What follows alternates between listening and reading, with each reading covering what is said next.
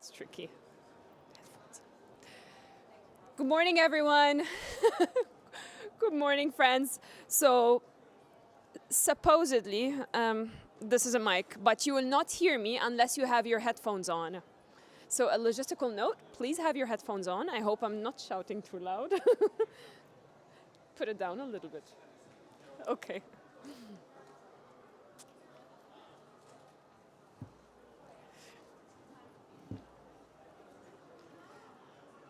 Amazing. Cool. Okay. Seeing thumbs up and nice smiles. So, good morning. Good morning, partners and friends. Happy one day post Resilience Day.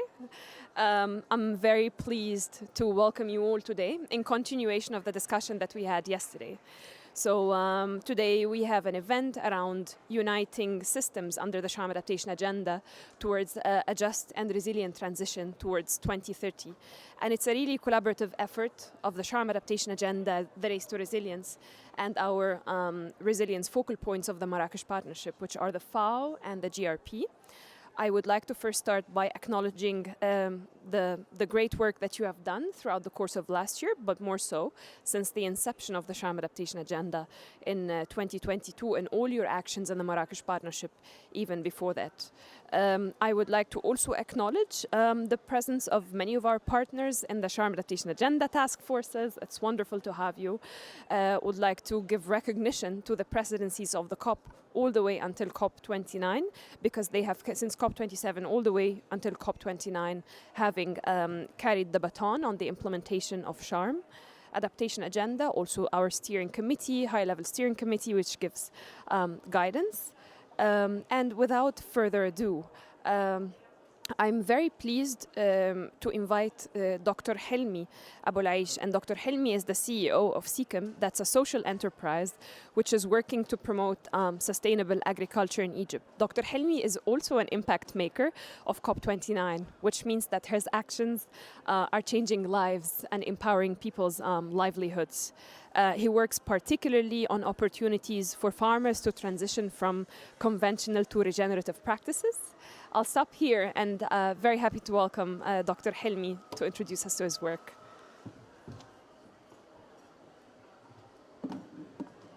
Thank you very much, Mariam, for inviting me, first of all, to share a little bit of our story in Egypt. I am Helmi Abolaish. I am a farmer, an organic farmer from Egypt, where we started organic farming 47 years ago. But on the assumption that organic farming alone cannot save the world. It needs also a new economy. It needs a focus on human development, community development. So we created a system we called Iqtisad al-Mahabba, or economy of love, which is really focusing on human development while using organic agriculture. Now I'm also representing a sector which is obviously very much linked to the question of climate change, because these 7 million farmers of Egypt, smallholder farmers on 7 million acres, each one having 1 acre for his family, so 45 million people living on 7 million acres, they are all tremendously impacted by climate change, by weather, by water, by many, many other issues. So the climate change is already affecting their lives. At the same time, the sector, as we all know, is responsible for 25, 30, whatever % of the climate change problem. So we are also part of the problem. We are not only affected, but we are also affecting climate change. And so it was for us very interesting when we received this IPCC report in 2016, where basically it was said that while farming is 30% of the problem, it's basically also our best bet for a quick change. Farming, with its potential to sequester carbon in soils, in trees, avoid the emittance through compost making, using renewable energy and so on, could also be a quick balance of the emissions, could affect the whole issue of climate change with up to 40% of all the emissions in the world. Using this idea, we prototyped and tested on our own farms how are organic farmers in Egypt doing in regard to CO2 emissions. And guess what? After 1 year in 2019, we started. After 2 years in 2021, we found out that an average organic farmer in Egypt can sequester or avoid the emissions of 6 to 10 tons of CO2 per year. Obviously in soil, trees, energy, and so on and so on. And this 6 to 10 tons on a low voluntary carbon market price of 20 or 25 euros will make 150 to 250 euros, which is a game changer for an Egyptian farmer. And basically enabled us then to prototype this system with about 2,000 farmers for COP27 in Egypt, in Sharm el-Sheikh. And we could successfully conclude that it works. For smallholder farmers, it provides them with an additional income, which is enabling them to work organic farming, but also sell the organic products at the conventional price, because in Egypt there's no organic market. And while do so, obviously provide to consumers healthy, clean, organic products at a very, very reasonable price. And starting from this, at COP27, together with our government, we announced that we would like to scale up this concept to 40,000 farmers in 2025 at COP30. We succeeded at COP28 to onboard 5,000. Today we have 20,000, and hopefully next year when we meet again it will be 40,000 farmers. And the great thing about this is that it's not only about carbon, and this is where it links to the resilience and adaptation issue again. These farmers who go to organic farming are part of the organic movement. These farmers improve their resilience because of living soils. They are much, much better in handling all these challenges of weather and water. They are part of a social network. And when you ask them what you like most about the economy of love carbon credits, it's not the money, but it's being seen, being honored, being considered climate heroes, what they all consider the highest impact on their lives. So the question, is this scalable or not? In Egypt, we are very, very confident that we can go as a next step to 250,000 farmers, and then we would reach 20% of Egypt's agricultural area. And this would mean it gets system relevant. It could contribute to system change. For the world, we have just last year established the Economy of Love Global Office. Now we are working in India, Tanzania, Kenya, Tunisia, Morocco, Brazil, and other countries, because we believe that the system we are prototyping and scaling up is working in any country of the world. What does it need, finally? And this is why we, together with the organic agricultural movement, the biodynamic movement, the regenerative agricultural movement, and many, many other organizations like Club of Rome, World Future Council, and so on, even the World Economic Forum, we have issued again here at COP29 a joint call to consider agriculture part of the solution. And part of the solution of climate change, but also part of the solution of improving livelihoods of millions of farmers all over the world. And this joint call basically has 3 requests. The one is, we need, of course, clear regulations in regard to what methodologies, because there is no agricultural CDM or IPCC approved methodology. There are different things for soil carbon, tree carbon, I don't know what. But in the end, we need a methodology really clear, simple, with high integrity, defining what are agricultural carbon credits. The second is, of course, that we need a functioning carbon market, voluntary carbon market. We are in Egypt very lucky that our government supported us.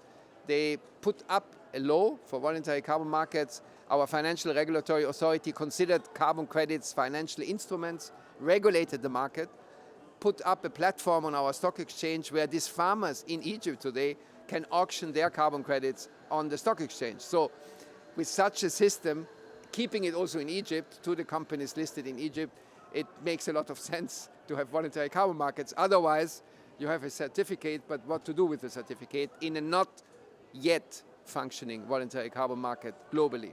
So second, voluntary carbon market. And third, we need to cater to the needs of smallholder farmers. These systems we are speaking about are very sophisticated, with standards of 187 pages and papers and questionnaires and reporting and I don't know what. And many of our 7 million farmers are illiterate. So we need to really cater with systems which can include smallholder farmers. And we are happy that we have upscaled this now to 40,000, but I can tell you the bottleneck of our efforts is our capacity to support the farmers in the transition, educate them in organic, give them the inputs, give them the support of training, and so on and so on. So the third thing is we need systems which are really designed for smallholder farmers, and we need to make sure that really 80% of the income of voluntary carbon markets goes back to them. Because this was another observation we had when we looked into the global market, that very often even smallholder projects don't see a lot of return on their efforts in the voluntary carbon market. So in the economy of love standard, which we have developed for Egypt, 80% must go to the farmer. Having said all this, we are confident that this is a system which could be a lever for system change. It could help us globally to improve the livelihoods of smallholder farmers, to improve their resilience, and adaptation is already the big question for them, while also mitigating and contributing to the mitigation of climate change. And so we are hoping to get a lot of response and support for this initiative for the global agricultural movement, especially for smallholder farmers. Thank you.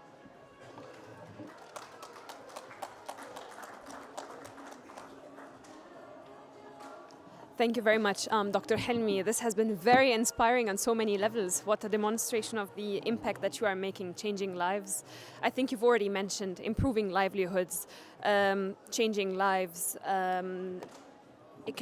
sustainable economic gains for smallholder farmers, local communities, and system change. So thank you very much for this inspiration. And this is really at the heart of the Sharm Adaptation Agenda.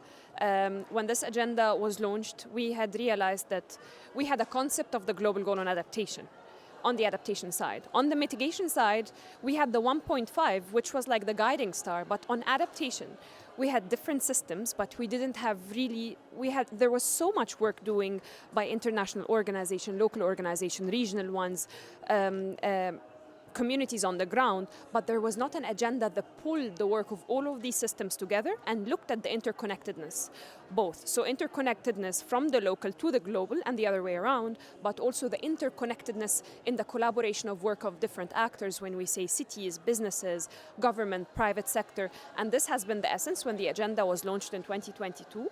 And then we, with the logic of the agenda, a cross-systems approach, this was also echoed when the global goal on adaptation at the UAE last year, when they articulated those guiding overarching goals. So there's almost a perfect overlap between the two agendas, and this is what the Sharm Adaptation Agenda, with the diverse actor from non-party stakeholders in collaboration with government, contributes to the global agenda on the global goal and adaptation, but also on the new collective quantified goal. And then the next panel, we will get to hear about financial innovations, how the Sharm Adaptation Agenda partners are advancing collaboration between public and private sector to unlock greater pools of capital to complement public financing. We will also hear about the emerging efforts, or the existing efforts as well, from companies and businesses.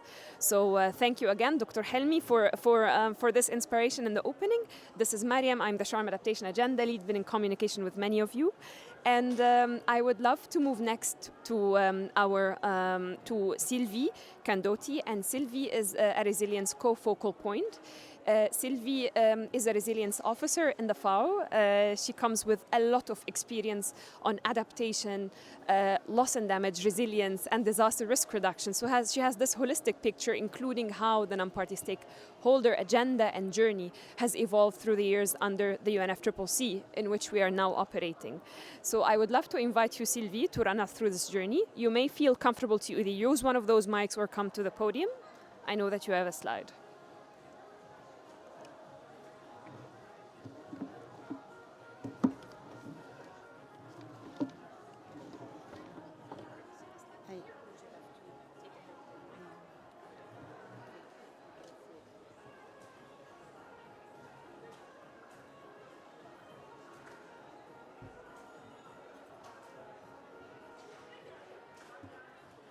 Good morning. Can you hear me? Yes. Okay. Thank you. Sorry, I'm a bit slow with the technology here. Very good morning. It's a pleasure to be with all of you this morning and to be introduced so kindly by Mariam. It's an honor to speak about our leader in the economy of love. I'm an agronomist. I'm a smallholder, small-scale farmer, but for feeding my family, 4 to 5 months of the year living in the north of Rome, in the countryside, but of course having the privilege to be an FAO employee. But understanding and trying to walk the talk on farming and food and quality of food. We have been working together with also a dear colleague here, David Holwett, in really putting emphasis on adaptation and resilience together with the non-state actors. And I would just like to link that to a bit of a history of the Paris Agreement, which has really been the one that introduced the notion of resilience, the word resilience in the climate world. Because before it was just global goal on adaptation, it's still a global goal on adaptation. But the whole body of work under resilience has been really put and added as a word in the Paris Agreement. Together with the Paris Agreement, there was the formation of the non-state actor partnership that was led by the French and the Moroccan climate champion. And that's why the name is still today the Marrakesh Partnership for Global Climate Action by Non-State Actors. That means all of us here in this room, all the actors which are not the official government actors, negotiators. This partnership, we've always believed, us in FAO, but many of us working together, that climate action is already taking on big efforts, big momentum, big energy. It's moving forward no matter what's happening with the negotiation. And this continues, and it's even more urgent to go like that. And the Marrakesh Partnership initially was very much focused on a mitigation. So what we did together with David is that we made a sort of breakthrough and added the resilience cross-cutting themes in the Marrakesh Partnership that is structured around some key sectors: water, industry, energy, land use, human settlement, cities. Those are the key sectors in the Marrakesh Partnership, and they're still there today. What we did is we developed that. We felt really the need to not talk about just mitigation, but really boost and push on the adaptation and resilience. And we started that journey in 2015. And this is where the key moment was at COP27 with the Egypt presidency. They felt that this was very important, this non-state actor partnership. But to further boost and accelerate, to give it a further push, they launched the Sharm Adaptation Agenda. So the Sharm Adaptation Agenda is really an engine to promote further the climate resilience work we are doing across the various sectors in the Marrakesh Partnership. So I hope you're still with me in all these various stories, right? So this is how this very much connects. So when you hear Marrakesh Partnership, non-state actors, Sharm Adaptation Agenda, non-state actors, it's working together in synergy. The additional value that we got from the champions, from the UK champions, was to focus on adaptation and resilience, not just across the sectors of the Marrakesh Partnership, but to push it further across key systems. And when we talk about systems, it means action from the whole production to the whole consumption of a good or a service. In the agri-food system, we are really, especially with the UN Food System Summit, it's now on the table politically to talk about not just production, but to look at the whole transformation of the food to reach our table. This is very important for the system change that we need to lead on if we want to tackle the crisis, not only the climate crisis, but that's the dominant one we're here to get today, but the connected crises that have maybe a bit less visibility, but that are also extremely serious: biodiversity, land degradation, water, health, hunger, and I leave some of the others. But the climate is the dominant one that can really, the head of the train, if you like, pulling all the other crises together. So to come back to our Sharm adaptation agenda and its importance for sparing ahead resilience, resilience being really the entry point from a climate risk and impact management, while adaptation is usually more from a capacity, the capacity to adapt without really unpacking what type of climate events. It talks about adapt to climate change in general. The resilience is more the resilience to what? Resilience to which type of event? Shocks, stresses, extreme, slow onset events. That's the sort of difference and the complementarities between adaptation and resilience we have here. And so we have these six systems. And if you look at this slide, what is very forward-looking and is really in line with the 3 Rio Conventions that are taking place this year, is that the water natural system are the foundation and are the base, the cross-cutting systems to all the other systems or sectors that we have in our society. And we have the agri-food system above, the health, human settlement, ocean and coast, and infrastructure. Infrastructure that bundles the 3 sectors that we have, or 3 themes that we have in the Sharm adaptation and the Marrakesh partnership, which are industry, transport, and energy. So for all of these systems, what the Sharm is doing is trying to, we did agree with the various task force, and we have leading champions in each of these systems. So you find the acronym under there. The slide is very full. We have in total 45 global targets. So that means we're trying to have some sort of a matrix in moving forward, because that's the big problem we have in adaptation and resilience. It's, it's too complicated, it's context specific, it's too much variables. Yes and no, in the sense that there are still some commonalities among the actions that can take place, that are taking place across all these systems. And this is already a good distillation, a good concentration of these global targets around these systems. Take ocean and coast, it can be mangrove restoration. In agri-food system, it can be soil management, water harvesting, quality seed utilization, and so on and so on. You can also have the infrastructure, climate-proofing infrastructure. That is something that you'll find in the human settlement, but across many of the other infrastructure. So these global targets and these systems are helping to shape and land an agenda, a work, capturing the work of everyone on adaptation and resilience, but with some more synergy, some more coherence, so that there is a more language that we can share together in terms of the action and what we're looking for. This sort of high-level signal of change, like Marcia is always reminding us to use this. So we also have the way we work on is on planning and policy, the NDCs, the NAPs, and so on, and the finance. And these are the enabling elements which are cross-cutting and that we're also tracking to see how we are progressing on this. So this is really a bit of an intro in a nutshell about what we're doing, what is this Marrakesh partnership and Sharm adaptation agenda, the power of it, and really it's linked to also the Race to Resilience, which is aiming to make 4 billion people more resilient.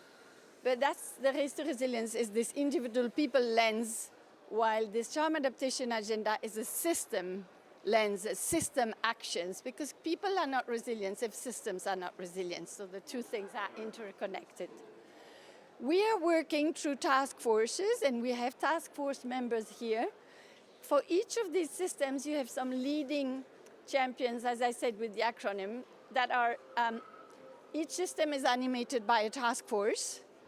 that is convening a body of actors, non-state actors, and that are adhering and supporting the progress on all these various targets, indicators, or what did we call them?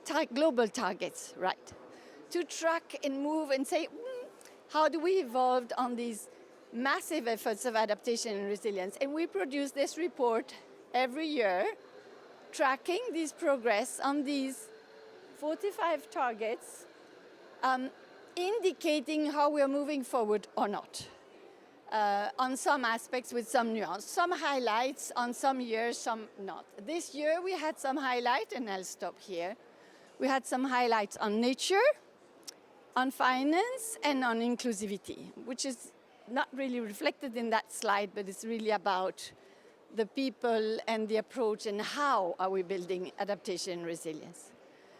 With this little snippet of the journey, I thank you for keeping the support on this adaptation and resilience, and the example of the organic agriculture is really a very good example showing the transition and the change for the agri-food system, which is at the core of not only carbon sequestration for the smallholders, but also better quality of food. That means also better health. So this is all where it's interconnected. And who says better organic farming, there's also more biodiversity on the farm. So, and that's the nature-based solution. So everything is like moving together, but we still need to track some of these elements. With this, I'll stop here. I think, Marcia, you're coming over, right? To continue. Thank you. Wonderful, Sylvie. Thank you very much. And briefly, I'll stay with this slide just to continue with the part of the evolution of the story on the work of the Climate Champions leading the Marrakesh Partnership and bringing together all non-state actors.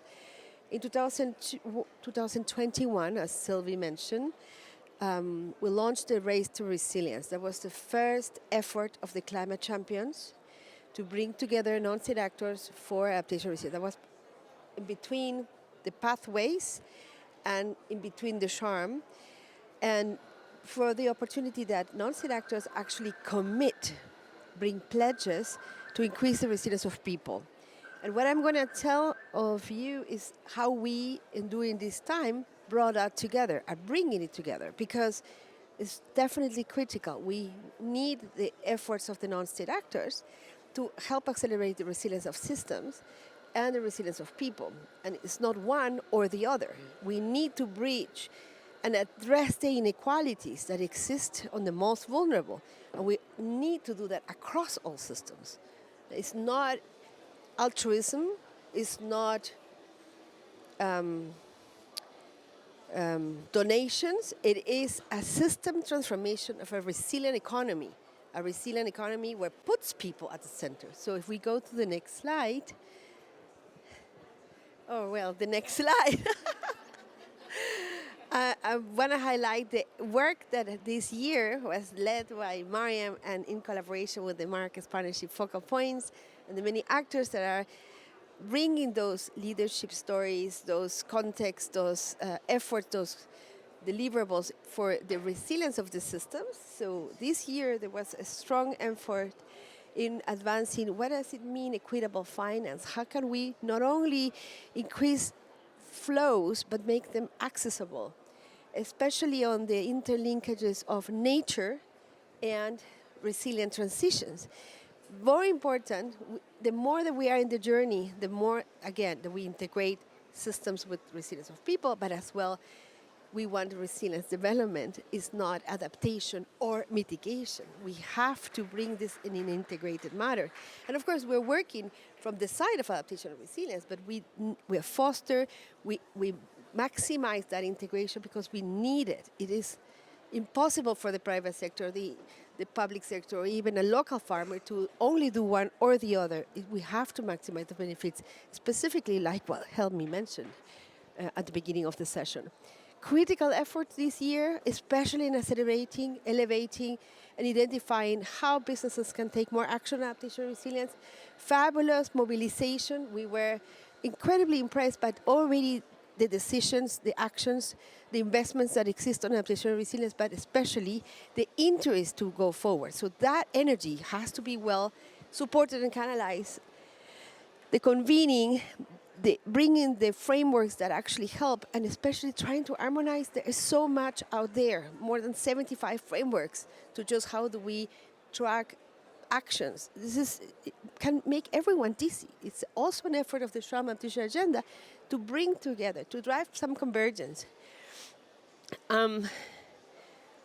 Very important under a whole process of the global goal and adaptation is to bring how do we track progress. Again, doesn't get done if it doesn't get measured, we don't know the progress, we don't know how to address the barriers, we don't identify the opportunities for addressing, let's say, levers that can help accelerate action and finance. So tracking has been as well a major push this year, built on the experience of the Race to Resilience that I'll share in a second, that we identify a metrics framework to track the resilience of people.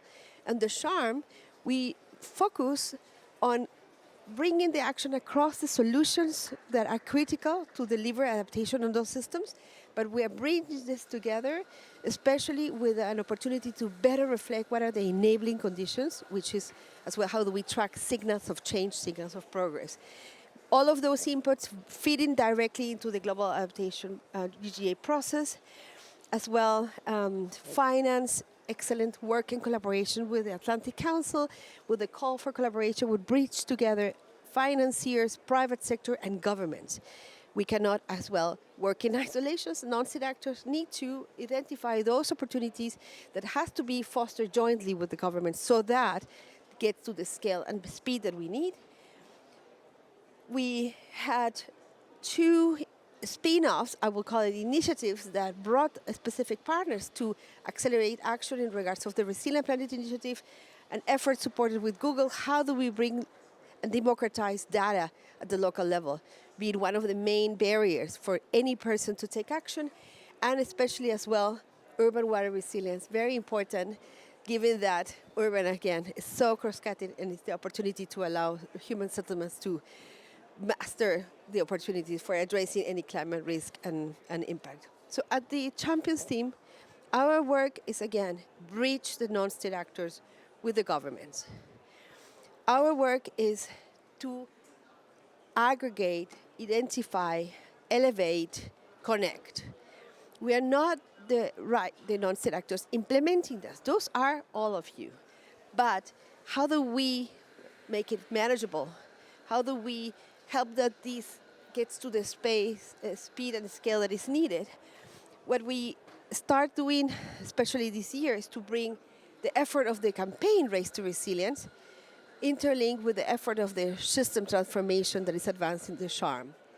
As if we think about it, we need the resilience of the systems, which is what the Sharm agenda is really advancing and pushing, so that we have the clarity of what are the type of solutions per system and how those can be advanced. So it's convergence about solutions, convergence about catalyzing actions that address and speed those solutions. But as well, we need the evidence, and not necessarily just the evidence, but as well, how that we can give them to the next level, how that we can scale them. And that opportunity, reaching the evidence to a scale approach and start bringing the reports on the conditions or the commitments of different actors that are working together in collaboration. And we identify that there are several, at least 7 signals of change that we're working, that we can track progress, that those systems are advancing the delivery of the solutions and are moving towards resilience. And we're breaching on that because the signals of change are the same, that are helpful for us to tell the story as well, how our resilience of people increasing. Resilience of people, what we are doing is we're not only tracking quantitatively how many people are increasing resilience, but also how. It is critical, those resilience attributes. We cannot only assign a quantitative variable to tracking the resilience of people. We have to think about the gender lens, co-creation, locally led adaptation. We have to consider other principles that helps understand the dimensions of resilience. This is about access of information. This is about participation, co-creation, collaboration. This is about reducing the inequalities. And if we bring the whole logic of reducing the inequalities, and we connect the systems that at the end have the impact on resilience of people, that we can build the resilience that we need. And right now we are having all those very important pieces, but we have not yet get them in a way that actually at the end we have a resilient planet and resilient development that we're working, putting people at the center. So we hope to work with you on this effort. And then what else? Did we finish there? Yes, very good. And then I'm very happy to pass to Sabrina or to Mariam back. Thank you very much. Thank you very much, Marcia. I think it was very much needed because we have been, I think, almost every Race to Resilience partner is part of the Sharm adaptation agenda. There's a difference, of course, in the planning aspects in Race to Resilience and the reporting processes. However, these are two fully integrated agendas. So thanks to you, Sylvie, and thanks, Marcia. Small correction this slide. I'm moderating this session. Thanks, Sabrina, for agreeing to be one of our panelists. But so putting what both Sylvie and Marcia have mentioned, so public-private collaboration is key. And some of the efforts of our champion this year have been focused on particularly that. And also there's a greater focus on equitable financing, bringing more actors to the table. So in practice, we have been working with multiple organizations. And this year we have partnered with Boston Consulting Group, and earlier this year as well with more partners, particularly to advance to accelerate action from businesses. So we have started convening through a private sector community, which brings together the worlds of finance and companies. And to start us this session, I'm very happy to invite Becca to give us a scene setter on the work that we have advanced, and then we will move to a discussion on the finance piece, and particularly this time we're focusing on the infrastructure piece, so energy and ports, which were traditionally more in the spaces of mitigation, but then we are seeing really promising action on resilience as well. So we'll start with Becca, and then I would then invite my panelists to the floor. Becca. Thank you, Mariam and Marcia. It's lovely to see you all and a lot of friendly faces. So as Mariam said, I've been asked to set the scene based on the work that we've been doing over the past year with the Climate Champions team on really mobilizing businesses in the private sector to advance the Sharm agenda. So I'll keep my remarks very brief. I think it goes without saying to this audience that there's a massive adaptation gap that the public sector alone cannot close. But the positive news from the work we have done is that there really has been, even in the last couple of years since the Sharm agenda was launched, you saw in that journey, there has really been an uptick in the private sector really coming to the table on this topic. And I think also much more of a recognition from the broader ecosystem of the criticality that the private sector plays in really driving this agenda forward. And I think this is in part because there is more recognition of both, the urgency and imperative, but very importantly, from the business perspective, there's more opportunity, and there's actually a sense that there is a strong business case to invest in this space, and that's becoming very clear. And so, as Mary mentioned, in the last year, there's been a big focus on mobilizing the private sector. The Champions team have pulled together an SAA private sector community, which has convened more than 50 organizations over the past year, a range of companies, financiers, NGOs, coalitions, governments, and the like, to really come together around how do we jointly progress this space and reduce the barriers to private sector investing in adaptation and resilience. And from the work we've done, we have seen that in the community there are many really wonderful lighthouse case examples where private sector is taking action to really advance adaptation. And we see that this is happening in three key ways, which are sort of the business entry points for the private sector into adaptation and resilience.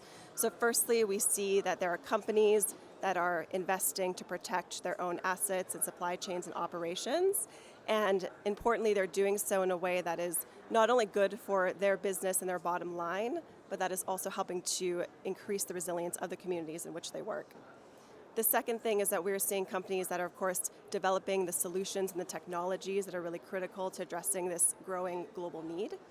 And then thirdly, and most relevant to our conversation today, we see more and more examples of the public and private sector really coming together to collaborate, to co-finance and drive implementation really in those areas that need it most. And encouragingly, we see this happening across all elements of the SHARM agenda, all systems, not just in sectors like food and agriculture and infrastructure, where historically you did see more private sector action, but even in systems like health and water and more, where more and more players are coming in. So we would invite you all to engage with us in this topic if you haven't yet. We'll be publishing a short white paper after COP that really brings forward some of these amazing case studies from the private sector community. And in today's fireside chat, we'll hear more about the ways in which the public and private sector can best collaborate to move toward a resilient future. So I'll leave it at that and welcome Miriam back to introduce the rest of our speakers. Very much, Becca, for the good work that we have done this year, and we look forward to engaging with many of you as well.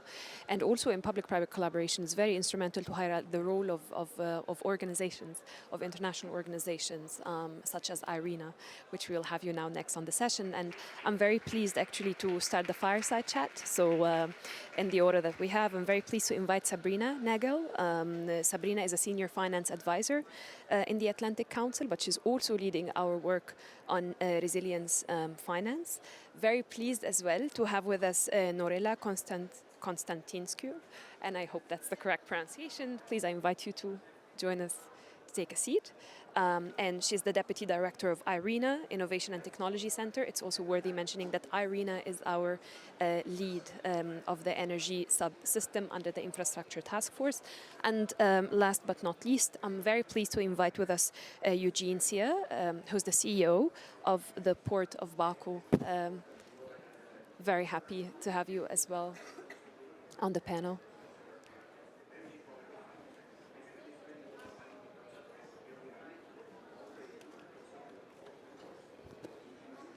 So first of all, thank you for your thanks for the leadership and the energy that you have brought to the adaptation resilience space, and it's always a pleasure to collaborate with you. And moving from, I'm very happy to start with you, Sabrina. So we have realized in the private sector community that we cannot address action from businesses without addressing the finance piece. It's pretty much that we cannot address action in every system without finance as the key enabler. And there's a realization that has been established for the past couple of decades that public finance cannot do it alone. It can play a catalytic role. Other new and innovative sources of funding are coming in the pipeline, and you have been facilitating some of those discussions on emerging instruments, on enabling conditions, unlocking barriers to innovation, to make finance more accessible and more predictable and flow to the local level. Would like to hear more about that work, including the call for collaboration that you have led. Thank you so much, Mariam, for having me. It's been a pleasure to work with the Sharm el-Sheikh Adaptation Agenda and to really see it grow and to see this community. I want to start with the fact that we need a transformation in how we finance adaptation and resilience. Because I'm saying this again and again, but we have to transform our entire societies, the way we live, to be climate proof for the climate change that we're already seeing and the climate change that we will see in the future. And what we're currently seeing, and we have to be honest with us, an increase of $10 billion a year for adaptation finance is not going to make the cut, especially knowing that the needs for financing adaptation resilience in developing countries are in the 300 billions a year. So I think we really have to recognize that. And I think if we want a transformation, we also need a change in the narrative. And there are a couple of things I want to say for us as a community. I mean, I'm preaching to the choir, but I have one ask. Can we please stop saying that financing adaptation resilience is too complicated? Humanity has been able to solve the most complex issues, including quantum physics. If there is a will, we will figure it out. And the community is at the forefront, financial institutions at the forefront. They're already financing adaptation resilience. They're working with data models. They're already doing it because they have to. The second one is, can we please stop saying that there is no business case in adaptation resilience? We've heard it from Rebecca. Thank you so much for that. Again, if we transform our entire society, there will be business cases for adaptation resilience. And I think we need a much more nuanced answer. And I personally grew up on a farm and worked closely with smallholder farmers across my career. So if a resilient solution doesn't make economic sense for a smallholder farmer, and Christoph here in the audience knows this as well, they will not implement it. So there needs to be a business case for smallholder farmers to feed their families with resilient solutions. And I think we have to think about that as a way of a continuum. I think we still need massive grant support, especially when it comes to capacity building, when it comes to technology transfer, data transfer. But I think that's one of the messages I just wanted to get across, because I've been hearing that again and again at COP. And back to the transformation.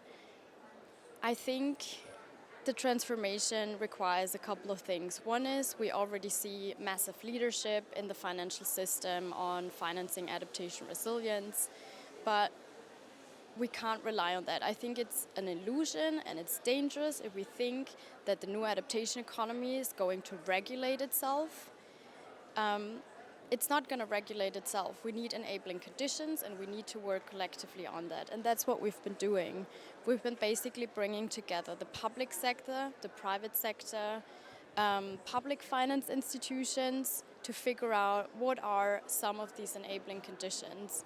And we have worked on this with around 30 governments. We came up with the call for collaboration last year. It's a document scoping out what needs to be done across private and public sector. I think it's not so much about what it says in this document, but about the fact that we've been bringing together people that never would speak with each other. And if resilience and adaptation forces us to do one thing, it's collaboration. And this year we've been updating these recommendations and the call for collaboration. We came up with 6 areas. One is envisioning a new climate finance architecture with ranging across standardizing metrics, across enabling research. Can we create a better understanding how building resilience can positively influence credit ratings and sovereign rating for countries? We need to prioritize blended finance. Can we please transform a system where concessional finance will be more accessible for financial institutions? We need to create the conditions to invest into nature-based solutions, locally led adaptation, and emerging technology. And we need to build capacity of the insurance sector. We need to think about blended insurance solutions, parametric insurance solutions. We need to reimagine if we can expand the classical insurance terms from 12 months to longer time periods to actually add this layer of a longer time horizon. And I think we also need to think about government incentives. Some governments already have tax breaks for companies that implement sustainable solutions. Can we translate that for adaptation resilience? And these are just the 6 key recommendations. There are hundreds more, so many things that need to be done. And again, this document that we published is not the transformation itself, but it is the people we brought together. Now I think we just have to really get it done. Thank you, Mariam.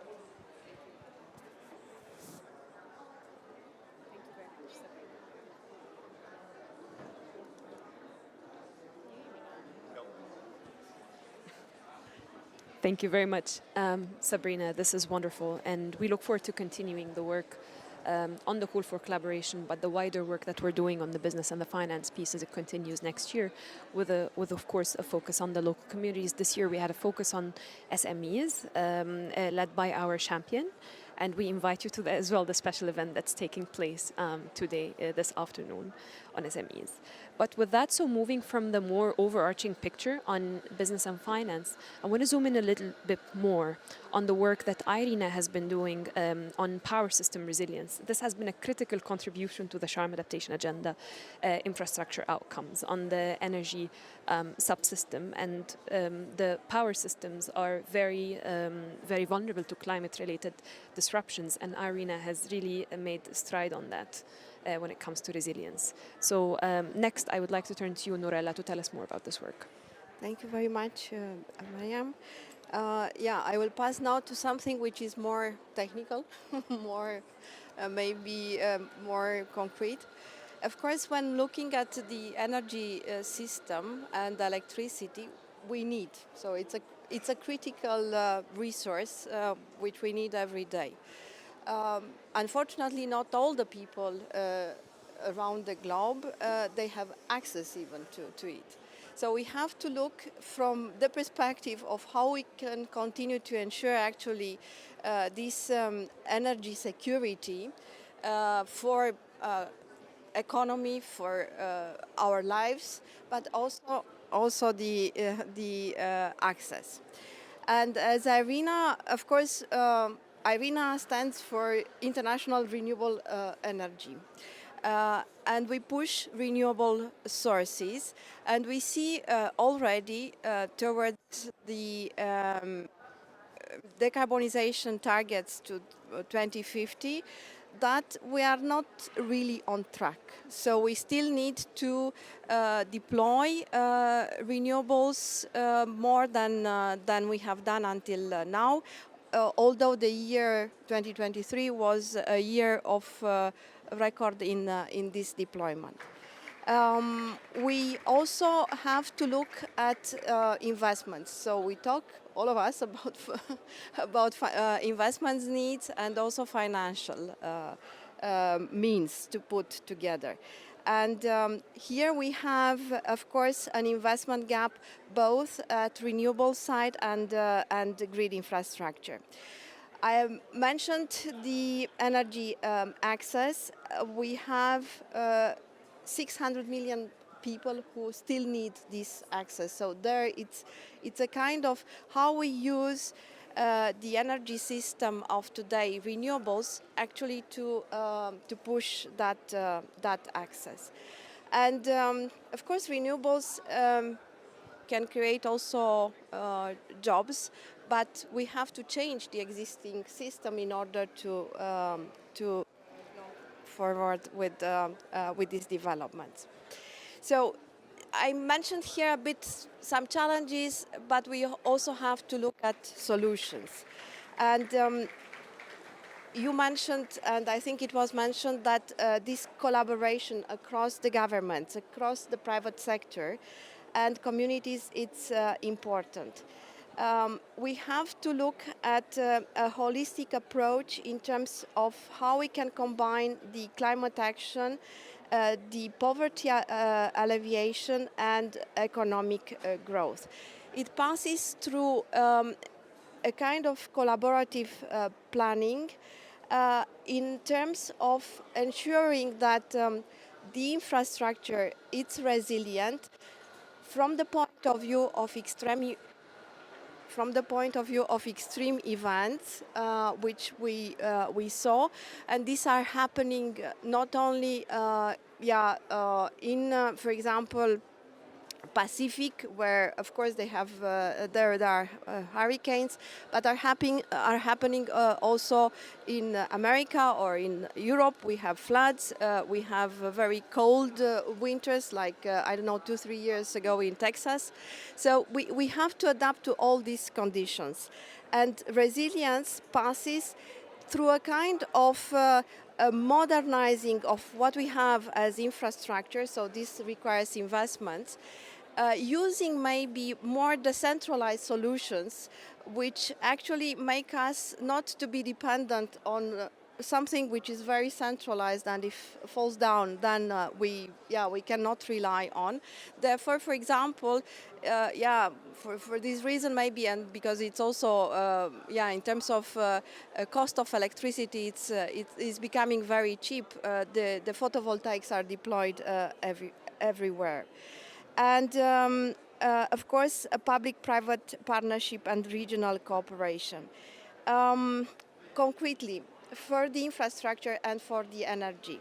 So the resilience can be included in the national determined contributions. And this is the time when we do actually the revision, so the 3.0 NDCs. So if we include also these objectives, it's important. I mentioned the decentralization through the use of renewables, also in those communities which maybe do not have transmission and maybe distribution grid infrastructure, so we can have off-grid solutions. With that, I think I would mention some numbers. So in terms of energy system as a whole, to go towards 2050 net zero, we will need approximately 1.5 trillion US dollar per year. This needs to be directed to the renewables, but also to the grids as such. The grids today, they make up to 300 billion per year in terms of investment. We need to double that in order to allow the system to become resilient, and also to have a system which is secure from the supply perspective. Thank you. Thank you very much, Norella, for this excellent perspective. I think it was the perfect balance between collaboration, connection between government and private actors, but also a level of technicality that we need. And thank you for your leadership as well, as Irina, to bring the energy resilience element into Sharm, and we look forward to continuing that. So as we are still in the infrastructure discussion, and we're very pleased to have you with us, Eugene. So ports are connectors. Ports are connectors of people, nature, and the economy. True. Yes, we will display your presentation. And any disruption to ports will impact supply chain, will impact livelihoods. And we want to hear from you as a port operator and also a recent signatory to the Resilience for Ports pledge to mainstream resilience.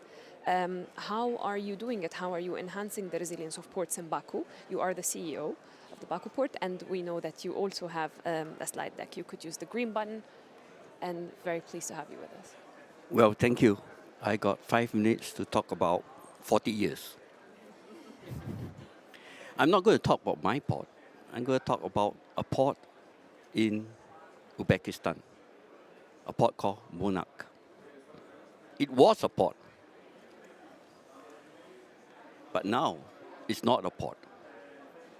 Why? Because the ROC, which is located about 4,000 kilometers from us, has almost disappeared. Not because of rising temperatures or climate change, but because of anthropogenic factors. Because of humans, because of us. We diverted 2 major sources of rivers that feed into the ROC, the Amur Darro, the Sir Darro, away for profits, for cotton cultivation. And it created a small, well, not small, it created ecological disaster. Whole fishing communities of Karapakstan, for which Monarch Port City is located, was affected. Incidents of disease, pollution, sanitation, health, livelihoods, falling standards of living fell over the last 40 years. This was what happened. This was the ROC. 40 years ago, you can see it's full of water, full of fish, full of sea beams, full of freshwater fish. Fishings were abundant. People were having a nice time swimming. By 1980, water levels got so low, it split into 2, north and south. And by 2011, ROC has lost 85% of its water.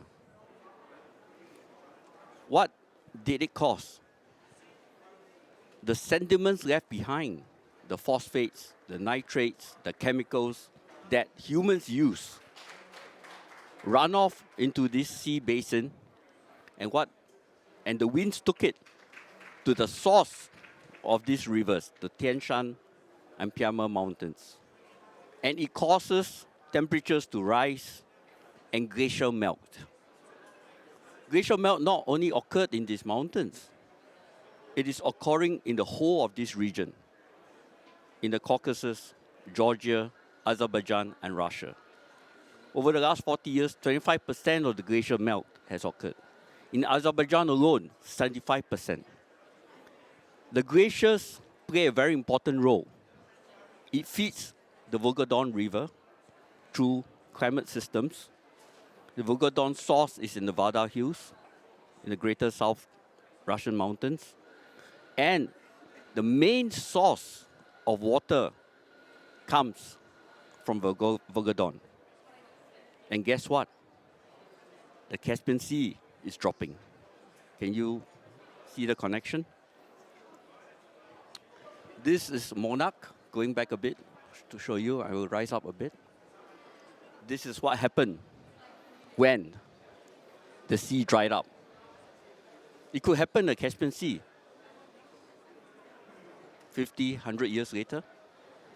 The Caspian Sea has been dropping from chart datum levels from 1995 by 26 meters. Talking about adaptation, the Port of Baku has realized this long ago, before even this COP event.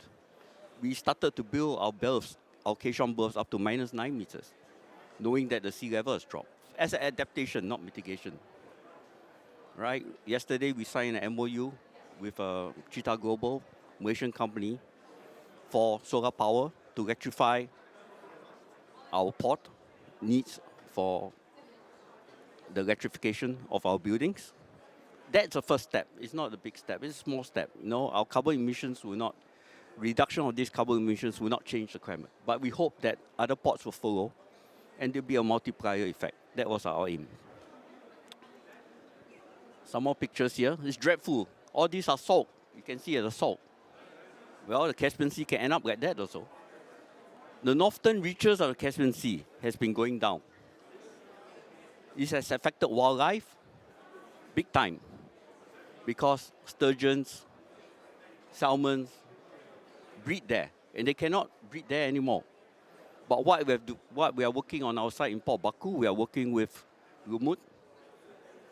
We're going to have some joint venture, some kind of fishing farms created near the port, out where there are no vessels, to try to rejuvenate the species into the sea.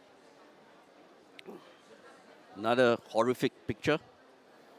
It's a tourist attraction now. Now we come to the main focus. This is Port of Baku. 10 years ago, on the picture on the left, you see it full of water. Now you see stretches of sand coming in off our berths. So, can you see the story repeating itself? Hopefully, this story will drill down and we start to think about things. And there'll be a big project for you guys, There'll be everything there for you to do. Agriculture, adaptation, finance, coordination, reports to write, big things. Across the whole Central Asia, including Russia, Georgia, because this is a climate system that affects the port. The port cannot do it on its own. The port will try to raise its awareness, which we've been trying to do. We have worked with EU to get our port EcoPort certified. Kazakhstan has done the same, and hopefully this will create some momentum towards mitigation, adaptation strategies to limit the effects of climate change. This shows the falls of the sea levels of the Caspian Sea. It's been dropping drastically. They say that it's also caused by the wind change. Drier winds are blowing from the mountains because less moisture is created. The winters are getting shorter in the mountains, so less snowfall is created.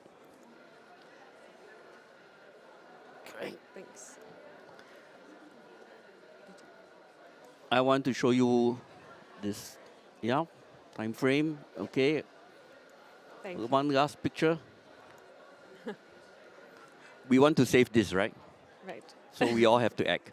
Thank you very much, Eugene, for sharing with us this example. And also ending on a note of hope. There's much that we need to do, and I think this is a clear example as well of the transboundary impacts of climate change that will only not just hit a specific region, but we all have to act in the different regions. And thank you very much for being with us today. And I think we're also, with that, I would like to thank all of my speakers for this fireside chat. And the conversation really continues. We have coffee here, and we have a networking space. So we welcome you all to have a conversation. And now I'm very pleased, actually, that we are joined by the incoming COP30 presidency.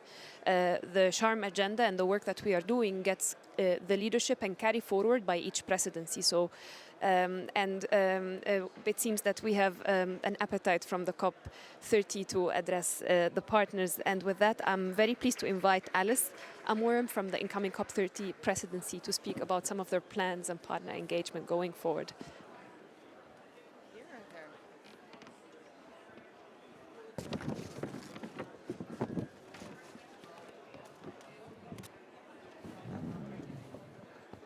Hello.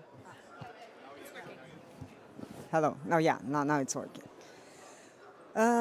Well, thank you so much for inviting us. I feel very inspired, although it was very tough to hear all of this, but I do feel inspired, to be honest, because as we get to the last week, the end of the first week of this COP, and we feel the temperature in the negotiation room where the discussions on text become so abstract.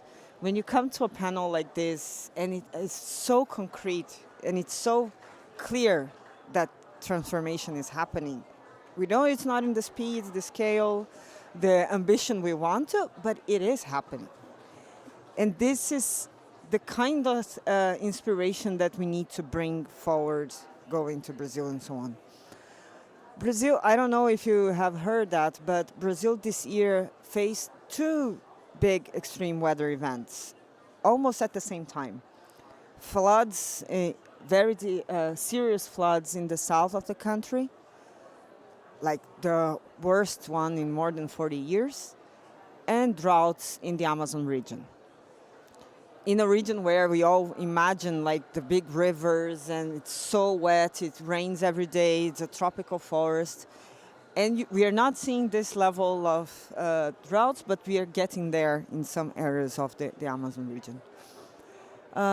One of the things that I would say that really shifted a lot of the mindsets of Brazilian society was a very strong image of the airport, for instance, in the south of Brazil, completely underwater, and the fact when we come to the media saying this is going to take at least 6 months to recover, if we recover at some point. People started to imagine, how can I stay 6 months without flying? The closest airport will be like 2 hours from here. So this level of concreteness, this level of salience, which is of the agenda, it's very sad, but at the same time is a very big opportunity going ahead to COP30 to shift the conversation on climate in Brazil, in the world, in a country where historically the conversation has been, for obvious reasons, much more focused on deforestation on the Amazon zone. So one of the things as we go in assessing, analyzing, or thinking on hearing your thoughts and ideas about how do we shape the COP30, I think one of the clear elements that are there in the commitments is to make sure that the resilience and adaptation agenda figure extremely high in that agenda. That's important, I think, looking into two elements of this. One, it's the moral obligation, the moral implications, the people-centric approach that you mentioned. Because in the end of the day, we are discussing quality of development, the new ways in which we approach a deep inequality into building and decarbonizing a low carbon development model. So this is an important element for Brazil, for the world, but this is also combined with the idea of the opportunity that the resilience agenda can bring if we incorporate this now. So the more we acknowledge, and we see it in the global south in particular, that most of the infrastructure of the 2050s are still going to be built. This is the way of building it in the right way. So the way we see that going forward is actually addressing both levels, the people, the inequality challenges, but at the same time, a new way of doing things. Brazil is actually has just put it forward its NDC this year. It has been a very interesting process of building that up, also bringing the adaptation and resilience agenda and the mitigation agenda together at the national level, building all the sectorial plans, and also using the G20 and the country platform discussions to make investment case for matching opportunities with the NDCs and the climate plans. So we had just approved our carbon markets law. So there is we know that the geopolitical circumstances are very challenging, but there is a lot of momentum, there's a lot of willingness to work on that. And for us, it's very important that you bring in these expectations, these supports on specific efforts of, translating leadership into reality. But with that, I have a request, like Sabrina mentioned, to stop doing some things. One of our requests would be start looking and explaining better the synergies of mitigation and adaptation agenda, for instance. Because although we know the synergy exists, we need to be much better into explaining and taking the polarizing factor that inside the negotiations rooms is still a working function. In the reality, in practice, doesn't need to be. So we need to have this COP29 as a very successful COP to have a COP30 that is successful as well. So let's focus on here. Let's deliver the best possible outcome we can have here. And we are very much open to hear your thoughts, your ideas on how to progress and how to collaborate more on a public-private setting. Thank you so much. Thank you very much, Alice. I think there's no better way to end this other than on this note, and we fully take the call to action. I think every speaker and partner that we had in this room had an element of integration between adaptation and resilience solution, starting from Helmi all the way to the example from ports. You may recognize that we are behind on time, and we need to close the session, but not the discussion. The discussion continues. We have a beautiful networking space, but I cannot close without just recognizing that we do have ICLEI Brazil with us. ICLEI is also our human settlements system co-lead with the UN Habitat. And because I know we were short on time, do you allow me to give you maybe 2 minutes to also give us from an ICLEI perspective? What are your plans for next year now that we're going to COP30 in Brazil? Rodriguez. Hello, good morning. And just to emphasize, take advantage that Martin had just, I believe that paved the way of how Brazil is going to lead this process going to COP30. I just would like to emphasize the way I'm just reacting in that sense to make the connection between adaptation and mitigation. Sometimes you're going to see going to Belém, to the Amazon region, thinking about the forest, and the mitigation perspective is so on the nose. But I wanted to emphasize that we have only in the Brazilian Amazon plus 35 million people. Of them, plus 75% live in cities. So when you're thinking about, and specifically about how it was emphasized, the way in which people are going to be so fundamental to make the change, the people that are facing the drought in the Amazon, they live in the cities. The cities that have the worst case of local development in the whole country. So when you think about solutions, we are thinking about the way in which people are part of this process. And we emphasize that adaptation is a key element to try to demonstrate that our climate agenda, it's not something making for the future. Myself, I'm from the city of Porto Alegre that she was talking about, in the same pace that that we are working in the Amazon region with our cities. It's so fundamental to make the bridge between adaptation and mitigation, to try to identify the way in which people are going to be fundamental in the solution. So thank you so much, Maria. We are, ICLE is really honored to be part of the human settlement system. We are really willing to, from our end, to try to make the best to identify these possibilities going on to Brazil. Thank you. Thank you very much, Rodriguez. This is incredible. Alice, thanks for being with us. And thank you all to the partners as we continue towards COP 2030 and towards COP 30 and until 2030 as we build an action agenda from the ground up. So we invite you to move to the other section for networking. And now the Resilience Hub has to prepare for the next event. Thank you very much. Work continues.